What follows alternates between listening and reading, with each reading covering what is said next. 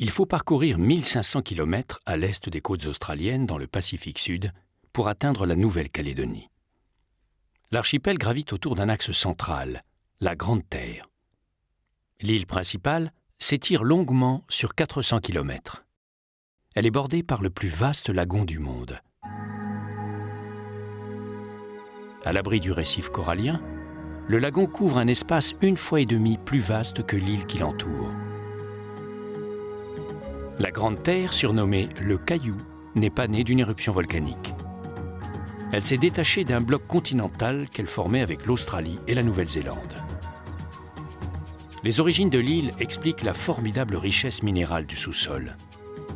Mise au jour par l'érosion, les roches alternent le noir et le rouge selon leur composition chimique. Mais aucune ne peut rivaliser en intensité avec le bleu du lagon.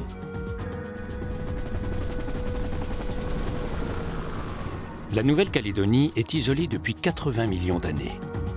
Pour cette raison, 75% des espèces végétales sont endémiques, mais beaucoup de plantes tropicales très répandues furent importées dans l'archipel.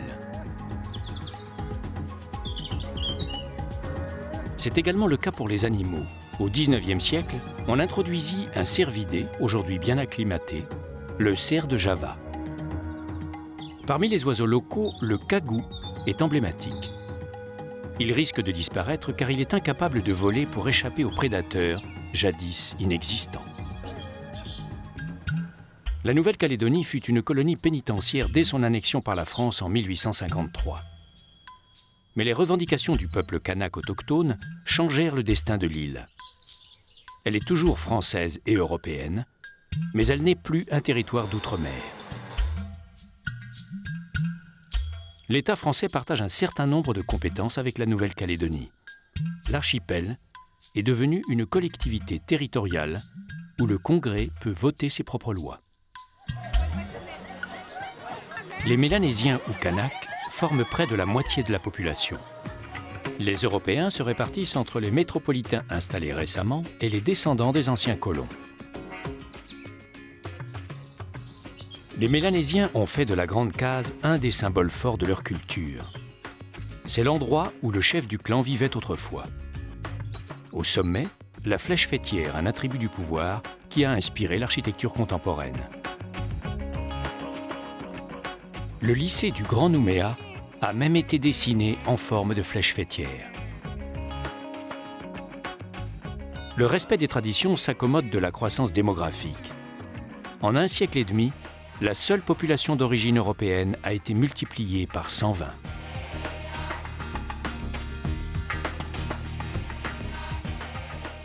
Les Européens apportèrent leurs traditions. Le cricket fut adapté par les missionnaires protestants anglais. Les missionnaires catholiques français introduisirent leurs coutumes religieuses. En propageant leur foi, ils préparèrent le terrain aux institutions politiques tout en multipliant les références au monde occidental. Les influences surnaturelles et la possibilité d'améliorer leur ordinaire incitent beaucoup de Calédoniens à jouer.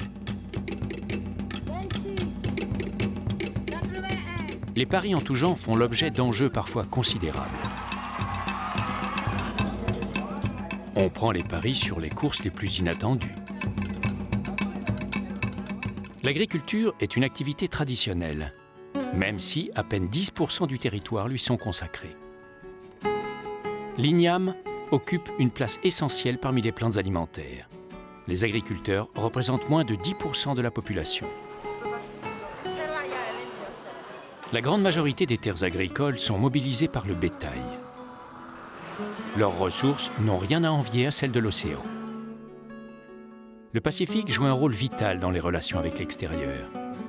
Toute la production minière est exportée par bateau, notamment le minerai de nickel, qui assure à lui seul plus de 90% des exportations. Sur la terre ferme, les moyens de communication relient les extrémités de la Grande Terre.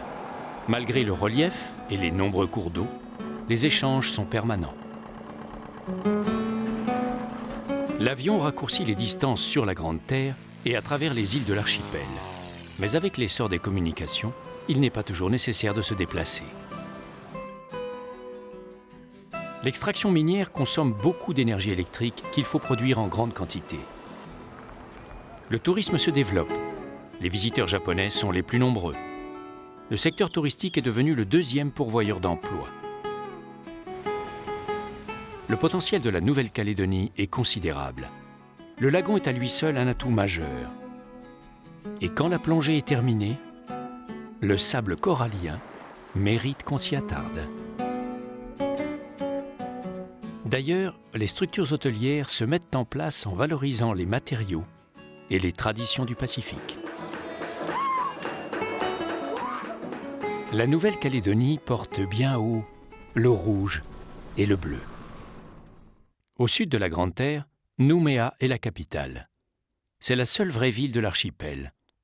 Plus de la moitié de la population calédonienne vit dans le Grand Nouméa. Le site a été remarqué par un ancien marin britannique. D'ailleurs, le plan géométrique de la cité est d'inspiration anglo-saxonne. La rade met les bateaux à l'abri de la houle de l'océan. Mais on n'est jamais éloigné du large. Autre avantage, les eaux sont suffisamment profondes pour accueillir les bateaux à fort tirant d'eau.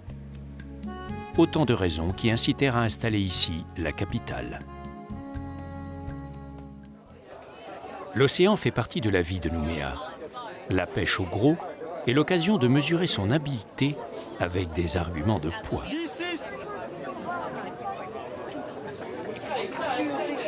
Quelle que soit leur taille, la quasi-totalité des prises réalisées par la pêche industrielle au large de la Nouvelle-Calédonie sont exportées au Japon.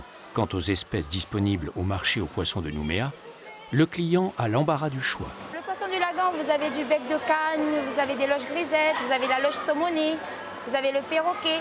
Alors vous pouvez avoir perroquet bleu, perroquet chocolat, perroquet rose, ce qu'on appelle aussi le perroquet chinois. Ça vous va? Une partie du centre de Nouméa a été gagnée sur la mer. Et les rues ont été tracées au cordeau autour de la place des Cocotiers. Sur la place, un kiosque à musique a été construit par les bagnards. À l'origine, la ville fut baptisée Port-de-France.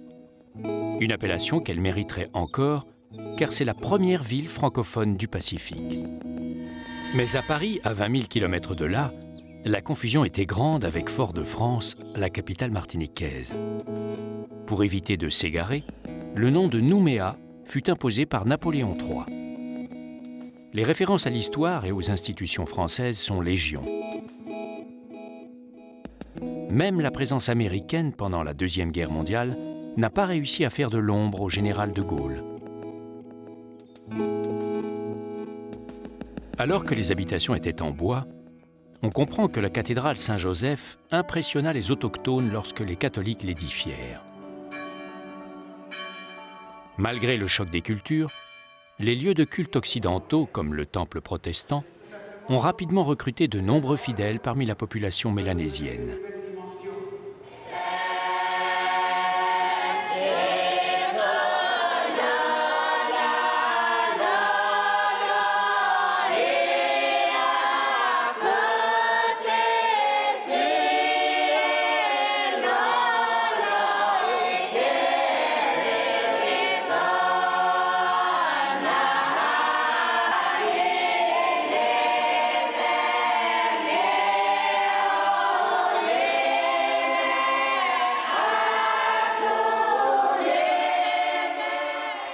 Depuis l'époque de Port-de-France, le temps a passé très vite et Nouméa a beaucoup changé. Les Bagnons ont survécu parce que la ville a su conserver ses racines. Bien sûr, il a fallu donner un logement aux habitants qui n'ont pas cessé d'affluer. En un siècle et demi, la population de Nouméa a été multipliée par plus de 200. Les flamboyants en fleurs s'allument au pied des nombreuses collines qui s'élèvent en ville. Dès la période coloniale, on y a construit de belles résidences, aujourd'hui en voie de restauration. Très recherchées, les collines bien ventilées rendaient plus supportable le séjour des métropolitains, peu habitués à la chaleur tropicale.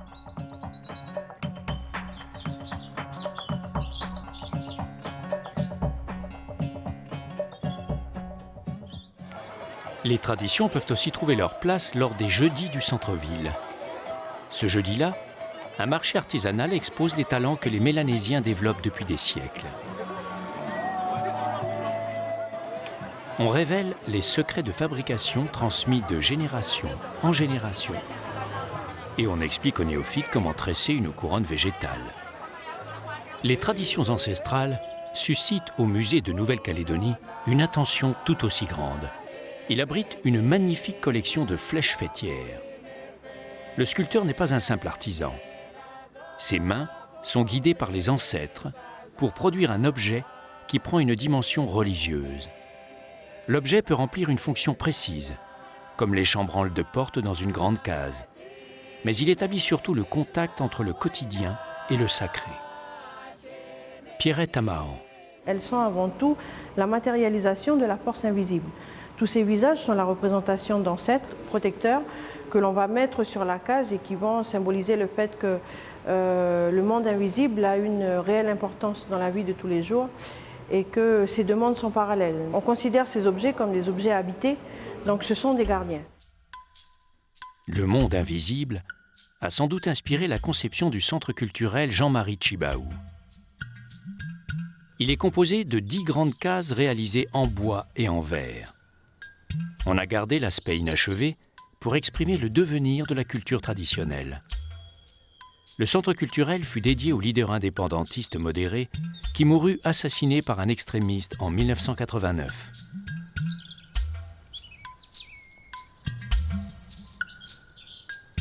À travers l'architecture traditionnelle, il s'agit de montrer les relations de la culture mélanésienne avec la nature.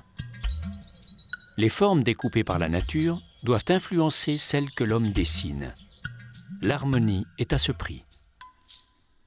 L'informatique a fait son entrée dans la grande case, mais la forme circulaire et les proportions de l'édifice n'ont pas changé. Les traditions venues de métropole ont été bien assimilées. Elles ont même trouvé un terrain très favorable. Nouméa est un site idéal pour la pratique de différents sports nautiques, entre autres le kitesurf.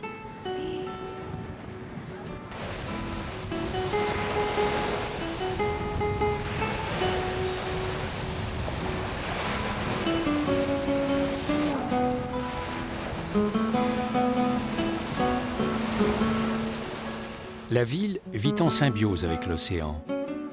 L'océan à la ville à la plage. Pas étonnant que Nouméa se donne parfois un petit air de Californie.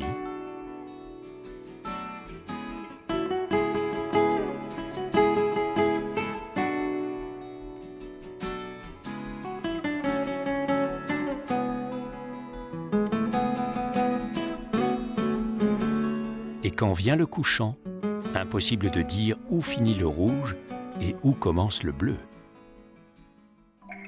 Le bleu de l'océan et toutes ses composantes ont été réunis dans l'Aquarium des Lagons, ouvert en 2007. La vie dans le lagon repose sur un équilibre subtil entre les différents acteurs. Chacun maîtrise à la perfection la technique du camouflage pour se fondre dans le décor et échapper au regard du prédateur à l'affût.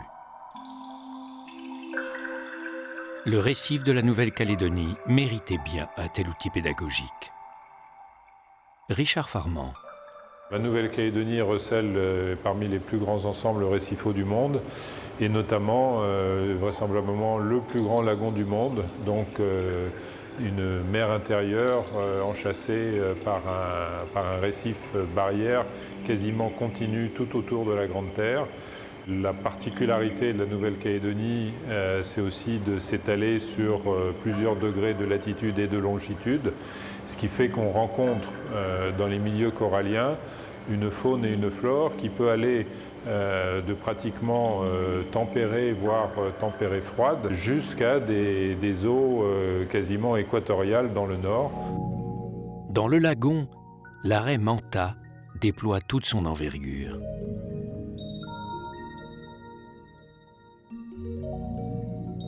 Les eaux du lagon sont séparées de l'océan par le récif de corail, une barrière redoutable. capable d'arrêter les vagues, mais aussi les bateaux qui s'en approchent.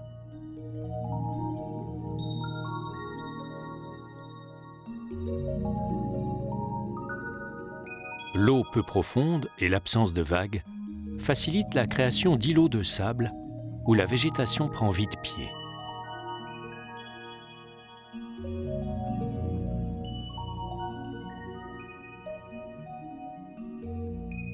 Grâce à la faible profondeur du lagon, l'eau est plus chaude et plus claire que dans l'océan. La tentation est grande de s'y arrêter. L'îlot Amédée signale le récif par un phare. La tour métallique a été construite à Paris et transportée ici au XIXe siècle.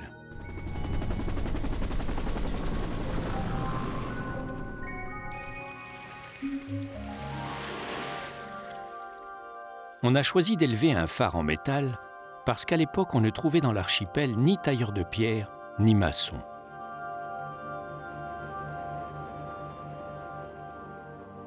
À 70 km au sud-est de la Grande Terre, l'île des Pins. Le capitaine Cook, un navigateur anglais, fut le premier Européen à découvrir l'île au XVIIIe siècle. Mais il ne débarqua point car son bateau ne put s'approcher des côtes.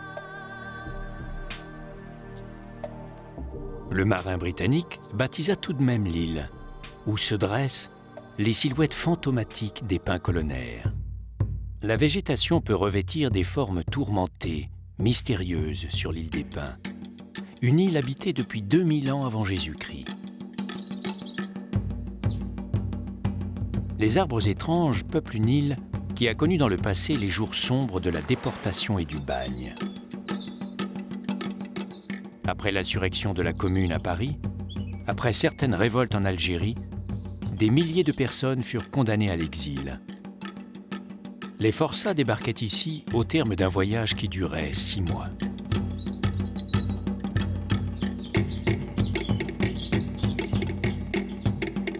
Le bagne cessa toute activité en 1910. Les corps des prisonniers décédés pendant la déportation restèrent sur l'île. Une fois ici, il était impossible de s'échapper.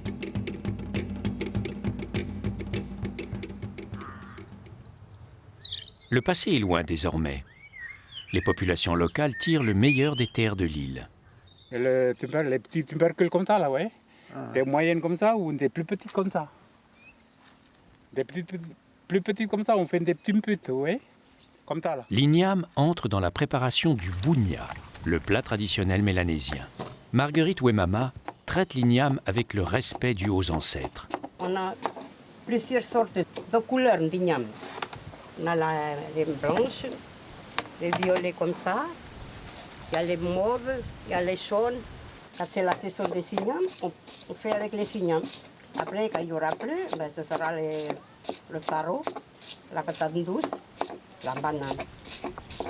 Mais il faut d'abord allumer un bon feu de bois. On chauffe des pierres et on assouplit des feuilles de bananier qui vont servir d'enveloppe. Mais ce n'est pas tout. Voilà les feuilles de cocotier.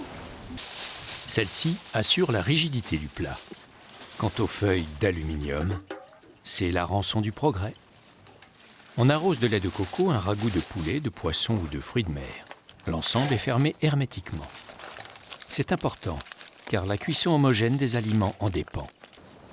Un gros travail qu'on entreprend seulement pour les grandes occasions.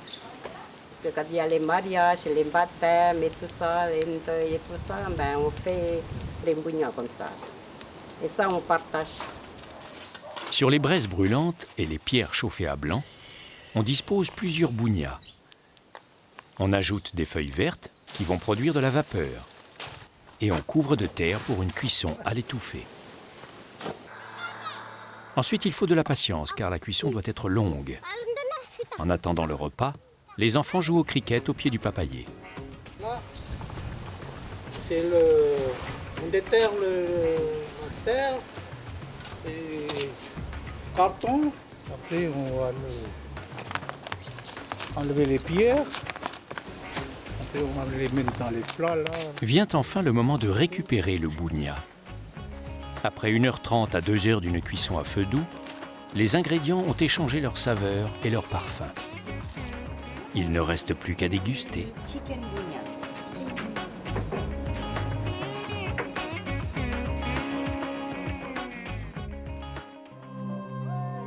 Aujourd'hui, c'est dimanche à Wao, le village principal de l'île. On compte environ 60% de catholiques en Nouvelle-Calédonie. Ici, la pratique religieuse est compatible avec les croyances traditionnelles. De toute la paroisse, les fidèles arrivent pour assister à la messe dans une église fondée par des missionnaires français.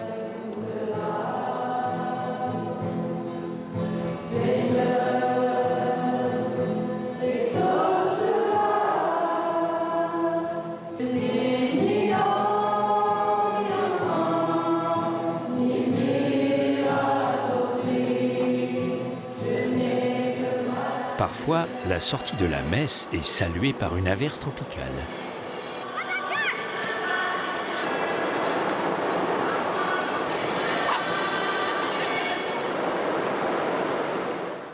Quand il pleut le dimanche après-midi, les femmes s'adonnent à l'un de leurs passe-temps favoris, le bingo. Dans le plus grand calme, la partie se déroule selon un rituel immuable. On respecte scrupuleusement les règles, même si les sommes engagées ne déchaînent pas les passions. Petit 7, 59, 33, collet 7, 29, 26, 19, 29, 82.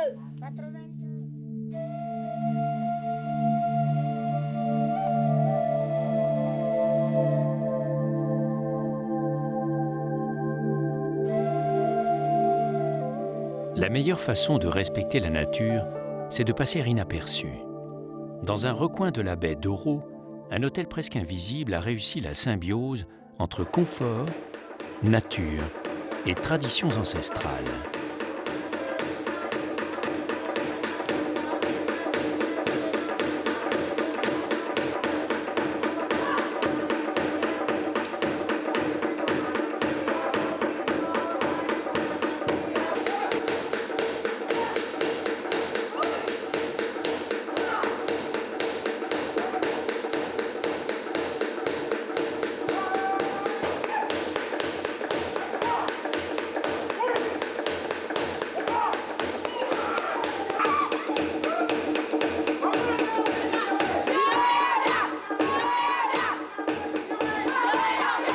À l'est de la Grande Terre, les îles Loyauté, Ouvéa, Lifou, la minuscule Tiga et Maré, la plus méridionale.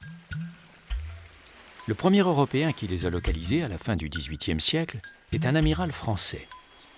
À la différence de la Grande Terre, les îles Loyauté possèdent des origines volcaniques. Les volcans se sont effondrés et le récif corallien s'est soulevé. Les îles comme Maré sont formées par l'ancien récif, composé de plusieurs couches de calcaire rongées par l'océan. Le plateau friable subit l'érosion marine sur des côtes profondément découpées. Sur le sol calcaire pousse une végétation spécifique, différente de celle de la Grande Terre. L'île connaît aussi une érosion intérieure, provoquée par le ruissellement des eaux de pluie.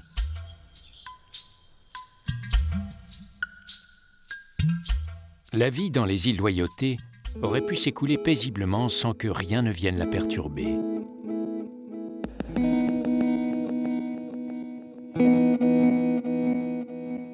Mais les îles étaient riches en bois de santal, très convoité. On extrait du santal une huile essentielle utilisée en parfumerie.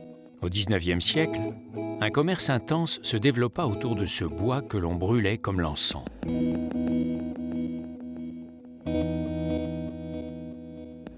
Mais les habitants ont toujours disposé d'autres ressources naturelles. Exemple, les avocats, originaires d'Amérique centrale.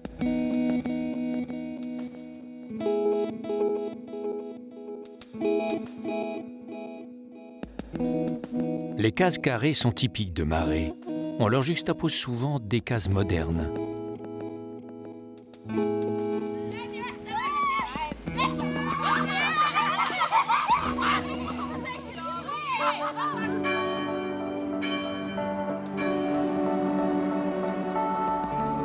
La quasi-totalité de la population aux îles Loyauté est d'origine mélanésienne.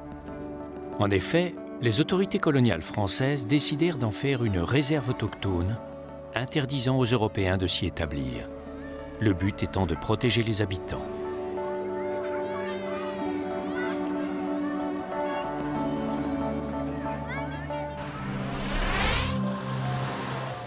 Lifou est la plus grande des Loyautés. Elle couvre une étendue supérieure à la Martinique. Le corail désagrégé a produit du sable en quantité. Les origines de l'île ne font pas de doute. Le volcan effondré a fait apparaître le récif corallien.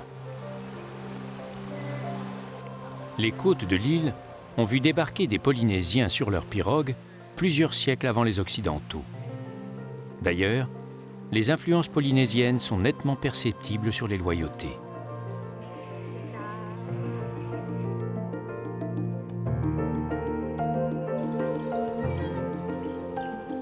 L'habitat traditionnel mélanésien, la case ronde, est le logement naturel. Toutes les parties de la construction ont une portée symbolique. Ainsi, la porte basse oblige à s'incliner pour entrer, par respect envers les ancêtres. Les catholiques français et les protestants polynésiens se livrèrent à une lutte d'influence. Même si 90% des habitants sont protestants, la coutume est toujours très vivante. Dans la tribu de Wet se trouve une des grandes chefferies de Lifou.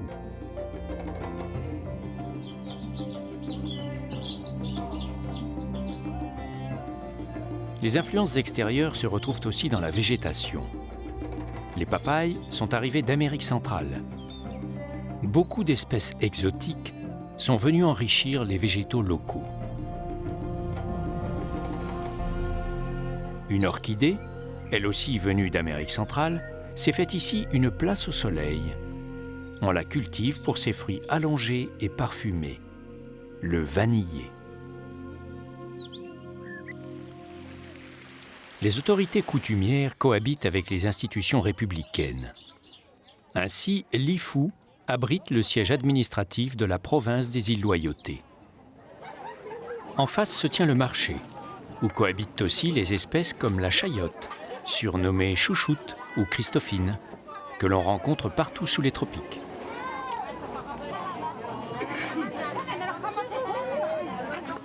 Autre fruit répandu, le pomelo, un gros agrume souvent assimilé au pamplemousse. Le pomelo est le croisement d'un pamplemousse et d'un citron. Chez le pomelo, la chair est moins amère.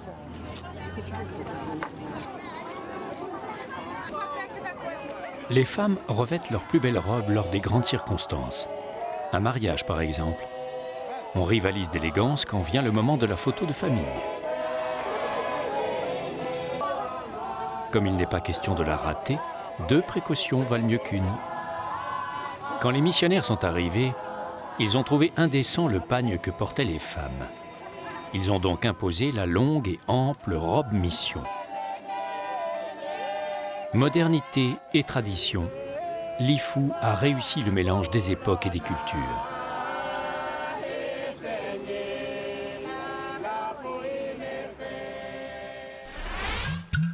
L'île d'Ouvéa est un atoll. Le volcan originel s'est effondré, mais le récif n'est pas remonté aussi haut que dans les autres îles. L'ancien récif entoure en partie le lagon central qui subsiste. On y pêche à l'épervier, un filet circulaire lesté de petits plombs, qui suscite l'intérêt des pêcheurs concurrents. À Ouvéa, le calcaire corallien du récif initial a également subi l'érosion marine. Sur la côte est, la plus élevée, les falaises sont creusées de profondes excavations. Les grottes sont tapissées de concrétions calcaires. D'après la légende, des dieux trouvèrent ici refuge lorsque l'île d'Ouvéa fut envahie par des peuples de la Grande Terre.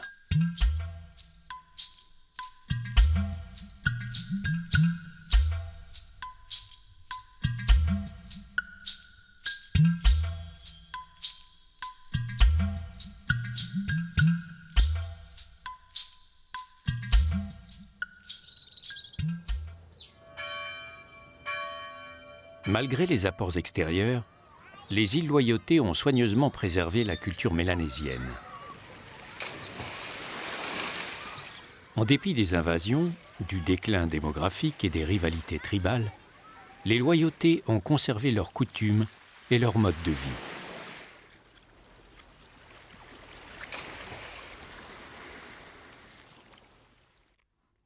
La région qui s'étend au sud-est de Nouméa est souvent appelée le Grand Sud, parce qu'elle s'ouvre sur l'océan, mais surtout parce que l'espace ne rencontre pas de limites posées par l'homme. La terre rouge, gorgée d'oxyde de fer, la latérite, témoigne de la densité des minerais.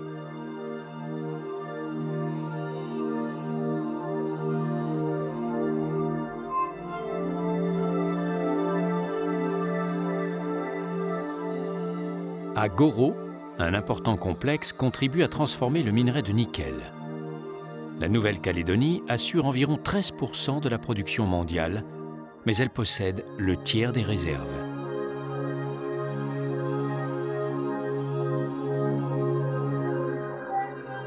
Jusqu'au cap Ndoua, à l'extrémité de la Grande Terre, le rouge s'impose au bleu de l'océan. Plusieurs rivières suivent un cours plus ou moins tranquille, selon la dénivelée du terrain. Parfois, une rupture se produit, comme aux chutes de la Madeleine. Le débit dépend aussi des activités humaines. Le barrage de Yaté retient l'eau de la rivière du même nom. C'est la plus grande retenue d'eau douce en Nouvelle-Calédonie.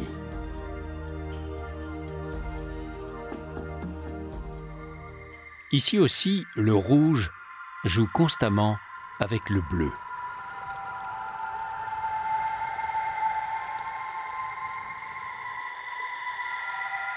Le lac du barrage a inondé l'ancienne vallée et englouti la végétation. Depuis la mise en service du barrage à la fin des années 1950, les arbres comme le niaouli, à l'écorce claire, ont les pieds dans l'eau. Ce cousin de l'eucalyptus prouve ainsi son étonnante résistance à l'humidité. Dans sa plus grande largeur, la Grande Terre ne dépasse pas 60 km. Au départ de Nouméa, pour remonter jusqu'au nord la côte est de la Grande Île, il faut d'abord prendre la route en direction de Bourail.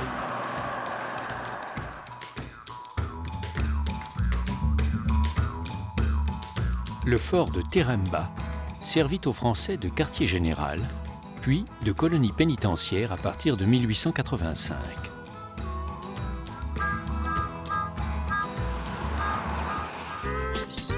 Les riches pâturages de la Grande Terre sont favorables à différentes races d'élevage importées d'Europe. Elles se sont bien adaptées malgré le climat tropical. Les bovins dominent le cheptel calédonien. Aujourd'hui, la plupart des terres agricoles sont le domaine des stockmen, les cow-boys version australienne. Le bétail est en effet désigné par le terme stock en Australie. À la fin du XIXe siècle, les autorités coloniales ne voulaient pas que les seuls Européens installés sur la Grande Terre soient des anciens bagnards. On recruta des volontaires, notamment en Alsace-Lorraine, pour organiser l'élevage extensif. Mais qu'est-ce qu'un stockman? C'est celui qui garde les troupeaux de bovins, de vaches.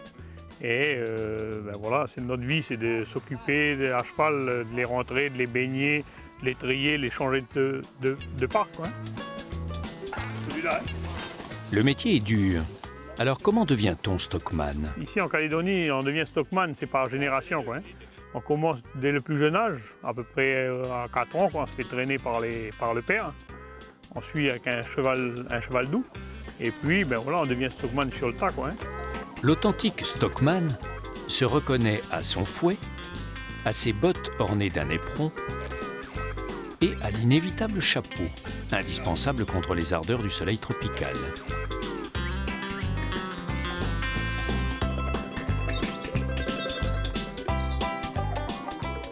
Tous les ans, au mois de mai, à Boulou-Paris, se déroule la fête du cerf, de la crevette et de l'écrevisse. La crevette est devenue le deuxième produit à l'exportation de Nouvelle-Calédonie. Une attraction mobilise particulièrement l'attention. les paris sont ouverts. La 2, la 1 et la 3. Allez, c'est bon, c'est parti. C'est la course des écrevisses. Une course haletante. Voilà. Et c'est parti. Avec leurs 8 pattes, les écrevisses sont capables de performances. Comme toute course, hein, on met les écrevisses dans les starting blocks, hein, et puis au coup de feu, c'est le démarrage complet. Et puis il faut les encourager très fort, bien sûr, hein, pour qu'elles arrivent. Donc c'est une course de 1500 mm, hein, et le temps record, c'est de 63 secondes, voilà quand même. Hein. Donc c'est le record mondial établi. À Boulou-Paris, quand on fait la fête, l'influence polynésienne, comme celle des autres terres françaises, est au rendez-vous.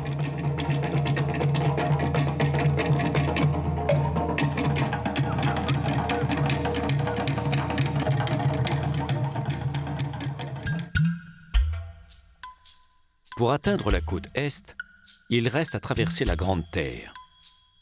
Dès le milieu du XIXe siècle, on y découvrit le minerai de nickel. La seule région de Tio a fourni 30% du minerai exporté en un siècle et demi d'exploitation. Les mines de la région produisaient un minerai qui pouvait contenir jusqu'à 20% de nickel. Aujourd'hui, les techniques ayant évolué, la rentabilité est assurée avec un minerai 10 fois moins riche en nickel.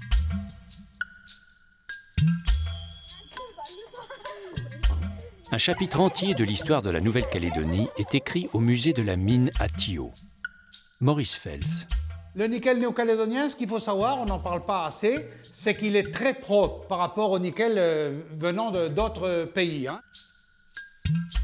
Un minerai en tout cas qui porte bien son surnom d'or vert.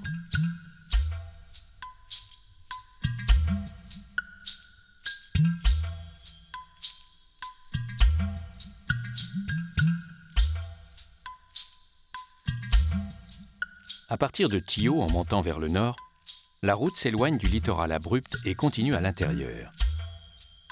Pour franchir le col de Petchekara, la route impose ses horaires. La circulation est alternée selon des horaires précis, car la piste est à certains endroits très étroite. Par temps de pluie, elle peut être dangereuse.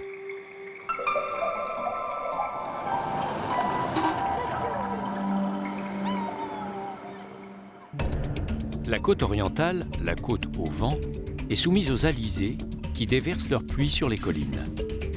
Les pluies verdissent les collines et gonflent les rivières qui débouchent dans l'océan.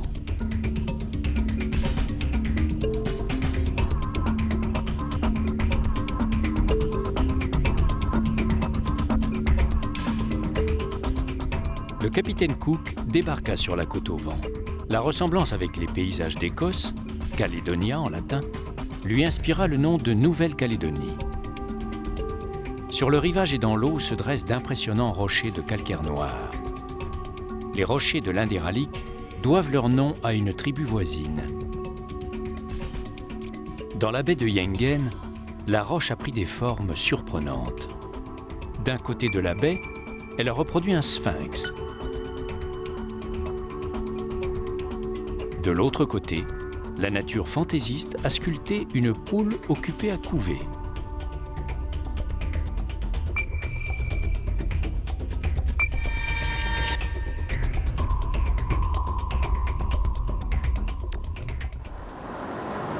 Au nord, la corniche calédonienne est fendue par la vallée de la rivière Wayem.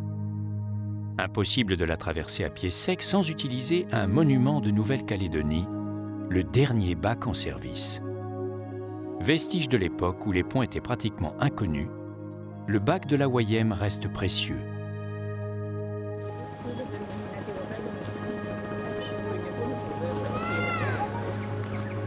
En attendant son arrivée, on goûte aux produits locaux.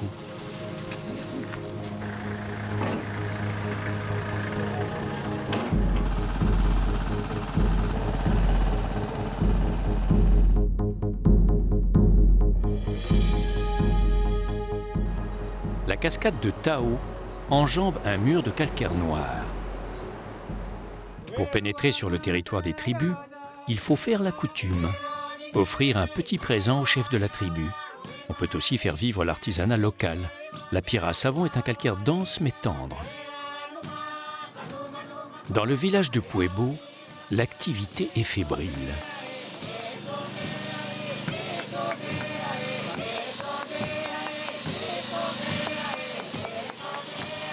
Ici, chaque année, un festival met en valeur toutes les activités artistiques traditionnelles. Les scènes de la vie quotidienne rayonnent de couleurs et chacun y met du sien.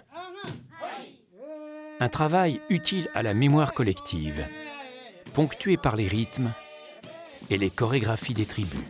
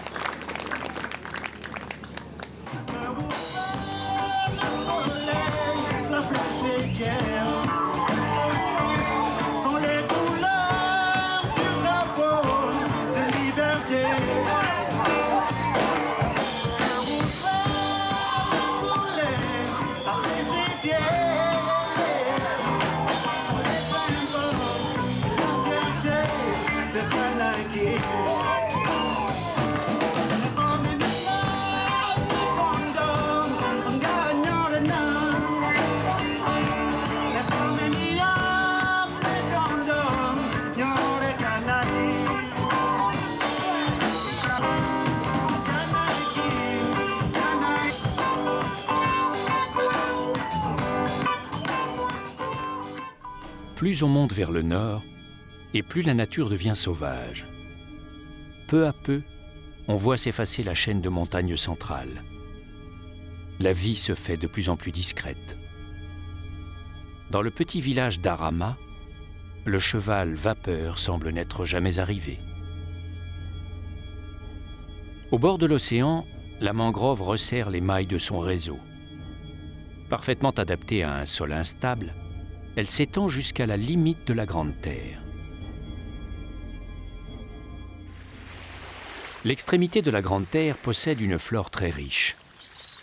On a dénombré près de 3400 espèces végétales en Nouvelle-Calédonie et on estime qu'il en reste plusieurs centaines à découvrir.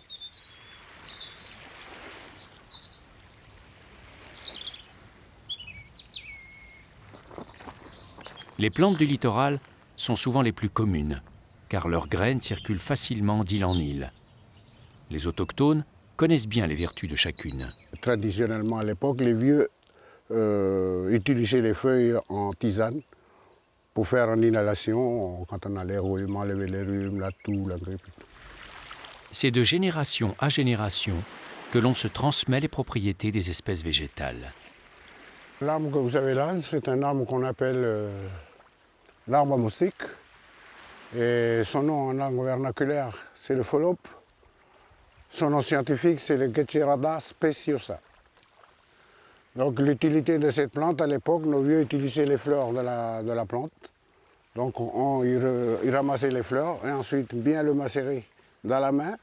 Et ça vous dépose une plaque d'huile sur la main et ensuite on applique ça sur les piqûres de moustiques. La pirogue traditionnelle équipée d'un pont, d'une voile et d'un flotteur est venue des îles Tonga à la fin du XVIIIe siècle. Grâce à elle, les Mélanésiens ont élargi leur horizon bien au-delà du lagon.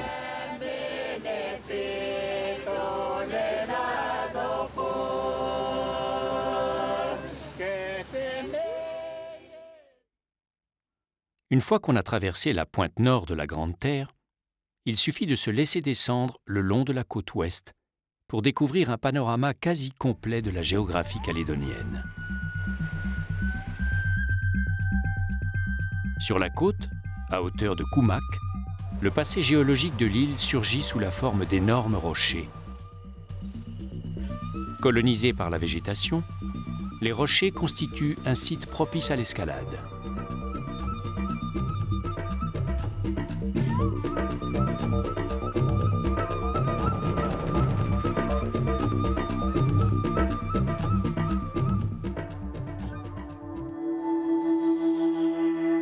La chaîne de montagnes centrales culmine à 1629 mètres. Sur la côte ouest, une plaine sépare le relief du littoral. En plusieurs endroits, elle est couverte par la mangrove, inondée d'eau salée lors des grandes marées.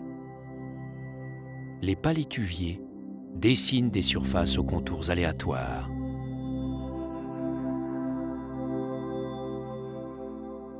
Et quand on la laisse faire, la nature s'exprime par grands coups de cœur.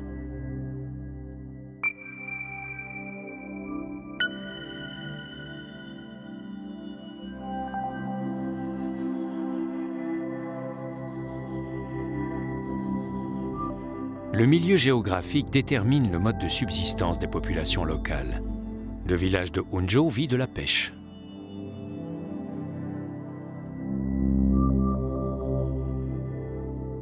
La côte sous le vent, plus au sud, est couverte d'une savane herbeuse qui a remplacé la forêt originelle.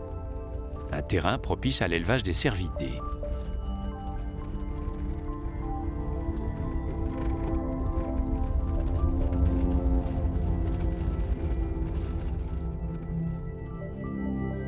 Des bassins d'élevage de crevettes tropicales fleurissent le long de la côte.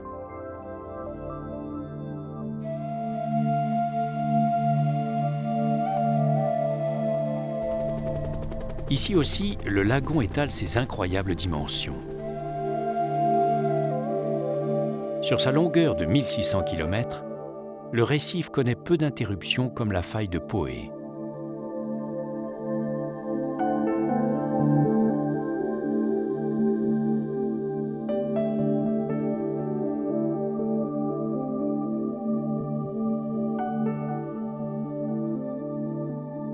À hauteur de Bourail, se dresse une des formations rocheuses les plus spectaculaires de Nouvelle-Calédonie. Dans un bloc de quartz monumental, un sculpteur géant a ouvert la roche percée. À l'avant, le rocher Bonhomme défie l'océan.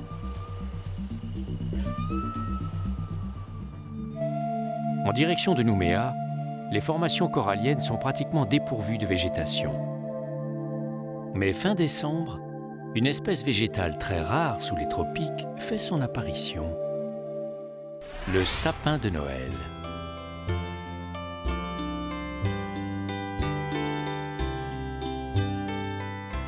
Place des Cocotiers, les palmiers royaux ne s'étonnent plus de sa présence, ni de celle à leurs pieds du marché de Noël.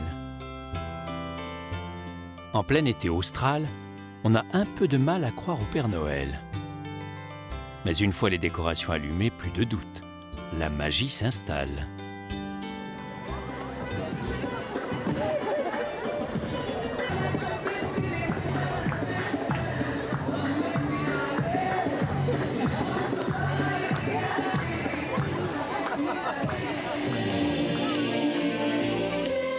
Noël sous les tropiques se doit d'être différent.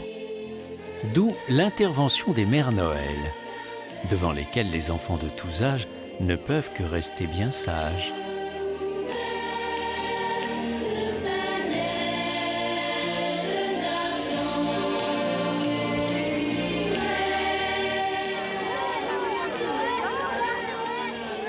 L'événement du jour, une arrivée triomphale, celle du Père Noël en personne.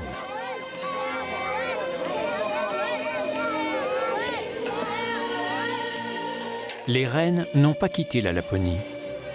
En Nouvelle-Calédonie, la température est bien trop élevée pour eux.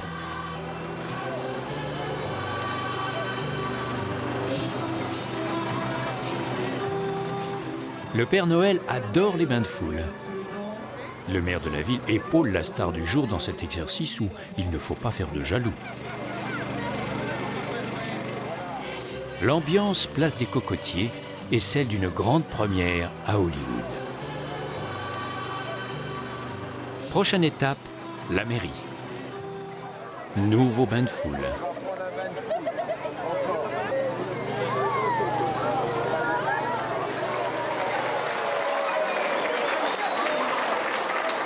Vous voyez, Père Noël, que les enfants de Nouméa sont toujours très chaleureux pour vous accueillir. Et ils sont chaque année de plus en plus nombreux. Alors, est-ce que vous avez été sages? Est-ce que vous croyez qu'on peut remettre les clés de la ville au Père Noël pour qu'il rentre dans vos maisons?